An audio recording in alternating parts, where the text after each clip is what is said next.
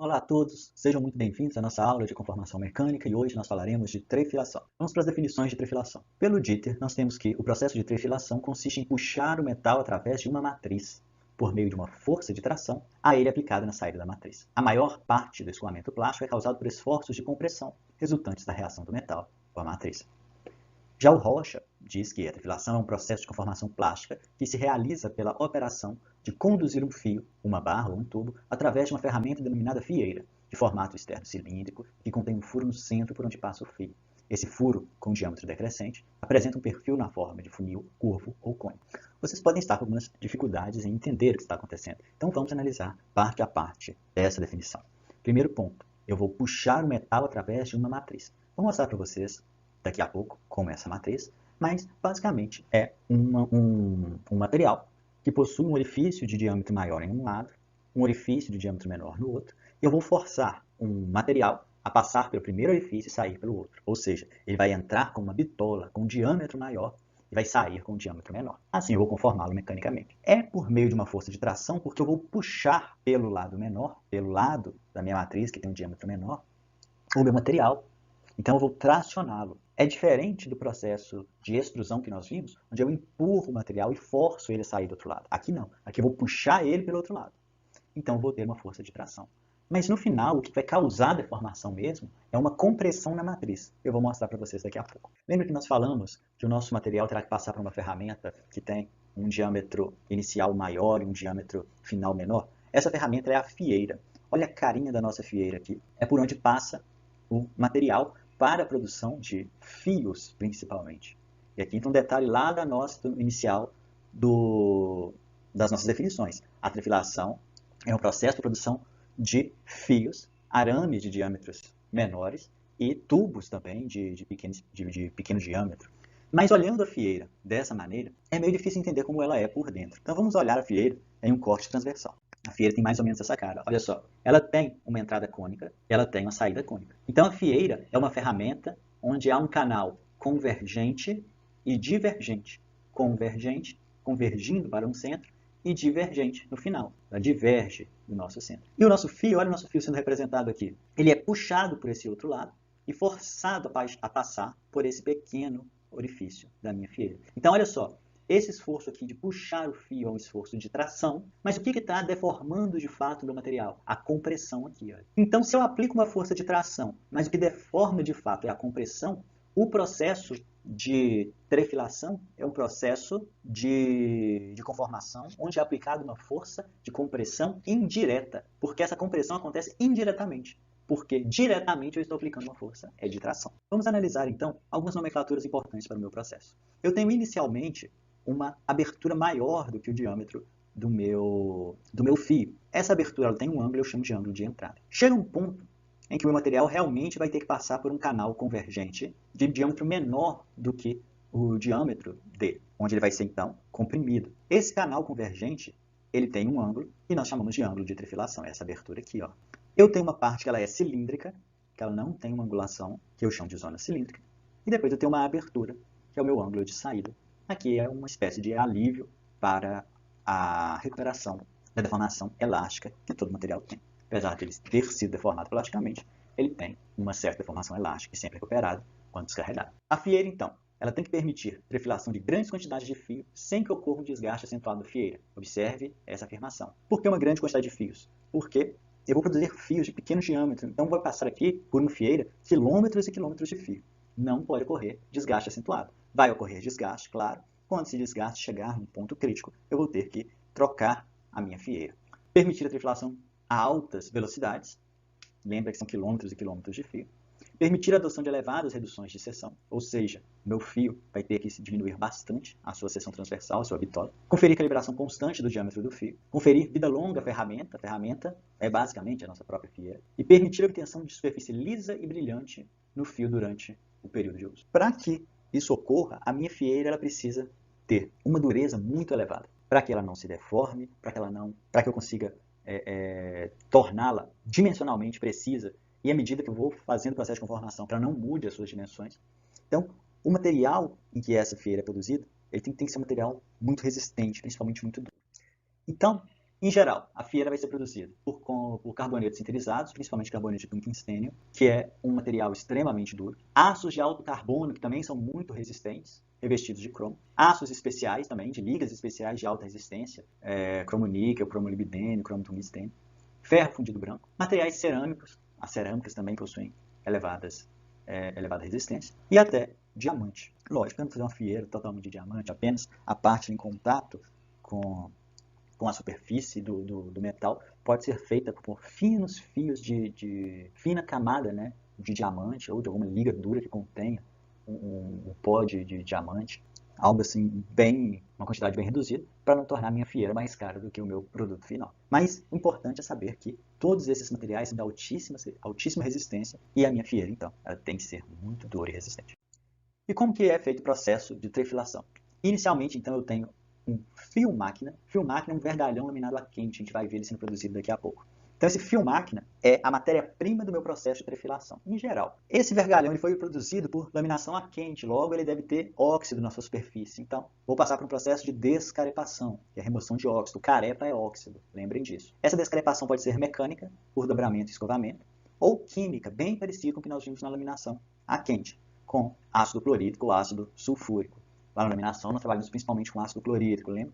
Depois, uma lavagem para remoção desse ácido, um recobrimento aqui, ó, por imersão em leito de cal, exatamente para neutralizar esses ácidos da decapagem, uma secagem para remoção de gases dissolvidos na superfície do meu material, que pode ser oriundo do processo de decapagem também. E aí sim, partir para um processo de trefilação através das fieiras. As fieiras, elas trabalham de maneira parecida lá com os nossos laminadores, né? Os nossos laminadores são colocados em série, nós chamamos de trem de laminação. Aqui nós também vamos trabalhar com várias fieiras em série e cada fieira vai reduzir um pouco a seção transversal do meu fio. Vamos ver aqui o processo de produção de fio-máquina.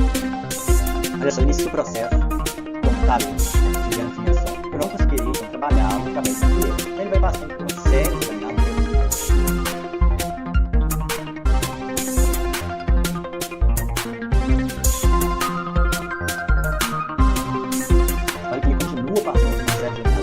Observe a necessidade de resfriamento do cilindro de laminação, trabalhando em altíssima pressão, a alta temperatura. Então, a respiração da laminação, ela é muito crítica no processo. E no final, depois de passar por várias etapas do processo de laminação, reduzindo, eu vou chegar então nesse vergalhão. Eu vou bobinar esse vergalhão. Eu vou chamar de fio-máquina.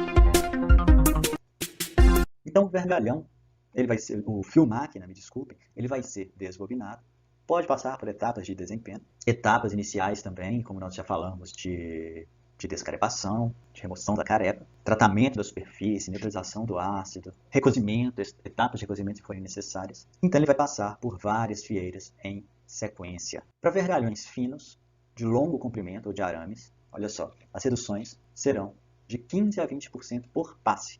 Então, se o meu diâmetro for menor do que 12,5 milímetros, em geral, cada uma das fieiras vai reduzir de 15 a 20%. Se os arames forem mais grossos, eu posso passar a reduzir mais, de 20 a 50%.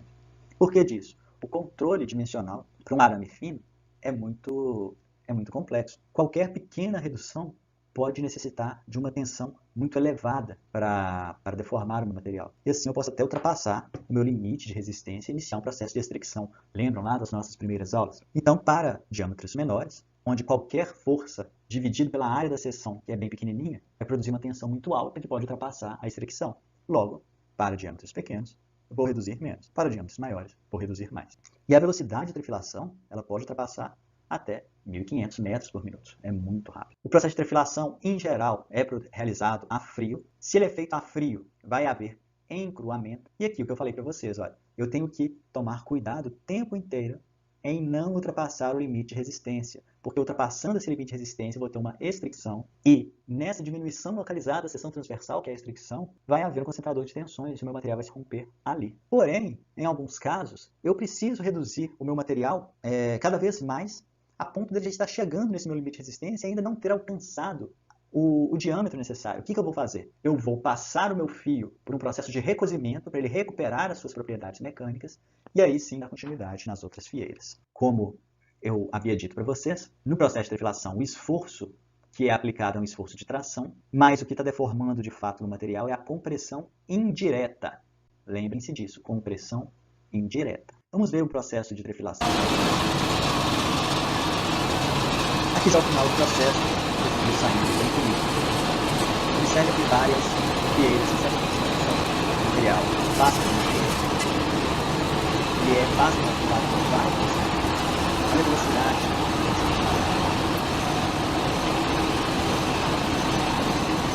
Olha só, são várias fieiras.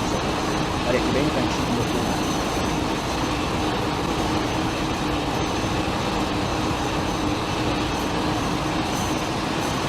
Porque filmar sem turbinado, levado para o processo. Observe que aqui já é um material tratado sem nenhum tipo de oxidação. Como eu disse para vocês, dependendo do grau de redução, eu posso necessitar de uma etapa de recozimento intermediária no meio do meu processo, da mesma maneira que acontece lá na nossa laminação a frio. O meu material necessita de lubrificação constante. A lubrificação pode ser por imersão, onde a fieira ela vai estar imersa no líquido refrigerante. Então, o meu material ele vai passar por essa fieira que está imersa no meu lubrificante, no meu líquido refrigerante. Ou pode ser realizado por aspersão, onde o jato de líquido é jogado na fieira. Eu preciso também controlar o meu processo. Então, durante o processo, eu vou ter que realizar alguns ensaios mecânicos, tanto antes quanto depois do processo de trefilação, para analisar se o meu material de origem, o meu fio máquina, ele possui as qualidades necessárias para o meu processo, possui as propriedades necessárias, e se o fio produzido também possui as propriedades necessárias para serem vendidos para o cliente. Lembrando que cada cliente vai necessitar de material com uma propriedade específica, e cabe ao engenheiro e ao técnico realizar os processos específicos para dar essas propriedades ao material. Podemos fazer ensaios metalográficos também para ver as microestruturas formadas e, através da análise microestrutural, também aferir algumas propriedades. E verificações metrológicas, que são medições. Eu preciso vender o meu fio para o meu cliente final com uma precisão grande. O meu cliente ele quer um fio com um diâmetro específico e cabe a você vender esse fio. Como que nós classificamos os produtos trefilados? Os produtos trefilados eles podem ser barras ou podem ser tubos. As barras são materiais maciços e os tubos possuem um orifício no seu interior. As barras com diâmetro menor do que 5 milímetros vão ser chamados de arames ou fios. Os arames eles podem ser classificados também de acordo com o seu uso. Por exemplo, quando o meu uso do meu material é para construção mecânica, eu vou chamá-lo de arame. E quando eu vou usar para fins elétricos, eu vou chamá-lo de fio. Observe que a definição de arame ou fio ela é realizada de acordo com a sua aplicação final, e não com as suas dimensões. Mas mesmo assim, os arames ou fios vão ser chamados de fios grossos se tiverem entre 5 a 2 milímetros, fios médios entre 2 e 0,5 milímetros, fios finos de 0,5 a 0,15 milímetros, e fios capilares menores do que 0,15 milímetros.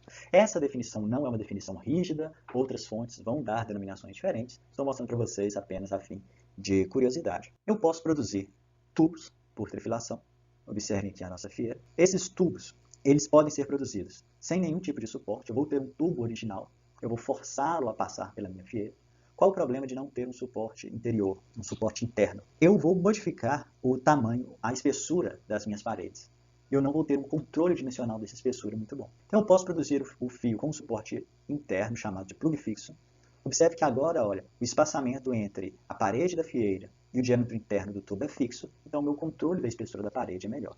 Posso fazer isso com um plug flutuante, que tem basicamente a mesma função, porém ele é preso pela força de arraste do meu tubo pela fieira. E posso também ter um mandril passante, onde o meu tubo ele passa já com um mandril, um arame grosso pelo seu interior, que passa pela fieira junto com esse arame, com esse vergalhão, com esse mandril, e assim ele terá a sua parede também com uma grande precisão. Como todo processo de trefilação, eu posso ter alguns defeitos, como os anéis de trefilação, que são marcas transversais, ou seja, na seção transversal elas são circunferenciais, marcas de trefilação longitudinais, como riscos, os riscos propriamente ditos, que podem ser oriundos do polimento, rugosidade, também pode ser oriundo do polimento ou de lubrificação mal realizada, trincas, que podem ser ocasionadas por uma redução excessiva, por trincas que já estavam no material antes do meu processo, lá no meu fio máquina, por impurezas do próprio fio máquina, impurezas do lubrificante também. E assim nós terminamos a nossa aula de trefilação.